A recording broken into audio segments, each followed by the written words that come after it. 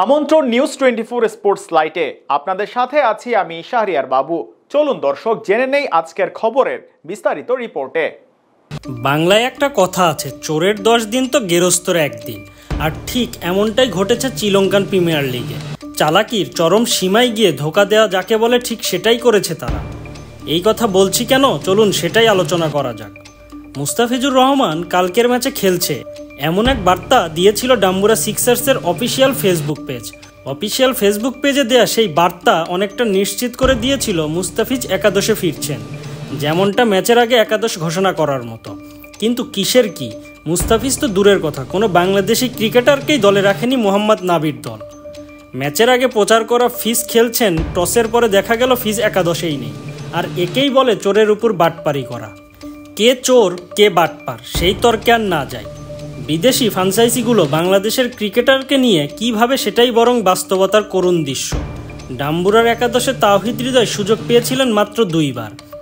একবার ব্যাট করতে নেমে কটাক্ষর মুখে পড়েছিলেন তাওহিদ হৃদয়। এর পরের ম্যাচে একাদশে তাওহিদ হৃদয়কে রাখলেও এক ধাপ নিচে ব্যাটিং করার সিদ্ধান্ত নিয়েছিল ম্যানেজমেন্ট। কিন্তু সেদিন আর 5 নম্বরের ব্যাটারকে মাঠে নামতে হয়নি, তাই তাওহিদ হৃদয় আর মাঠে নামতে পারেননি। পরের ম্যাচে নোটিশ ছাড়াই একাদশ থেকে বাদ পড়েন তাওহিদ হৃদয়। একজন ক্রিকেটারকে এক ম্যাচ খেলিয়ে বাদ দেওয়াটা কতটা যৌক্তিক সেটাই বড় প্রশ্ন। বাংলাদেশের তাওহিদ হৃদয়কে একাদশে সুযোগ করে না দেয়া হলেও ওপেনার ইব্রাহিম জারদানকে ঠিকই একাদশে সুযোগ করে দেয়া হয়েছে।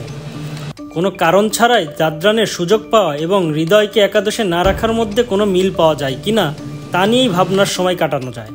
তবে আফগান খেলোয়াড় মোহাম্মদ নাবি যে দলের ক্যাপ্টেন, সেই দলে হৃদয়কে এক ম্যাচ খেলে বাদ পড়বেন আর জারদানকে কোনো কারণ ছাড়াই একাদশে জায়গা করে দেয়া হবে এমনটাই স্বাভাবিক।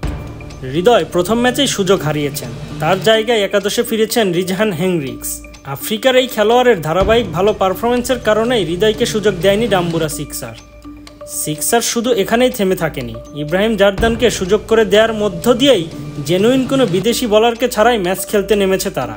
লোকাল পেসারদের নিয়ে বোলিং লাইন আপ সাজানোর মতো রিস্কও তারা নিয়েছে, কিন্তু মুস্তাফিজকে তারা একাদশে ফেরানোর মতো রিস্ক তারা নেয়নি। মুস্তাফিজকেও একাদশে নিতে হবে এমন কোনো যৌক্তিক বা কনক্রিট কারণ ছিল না।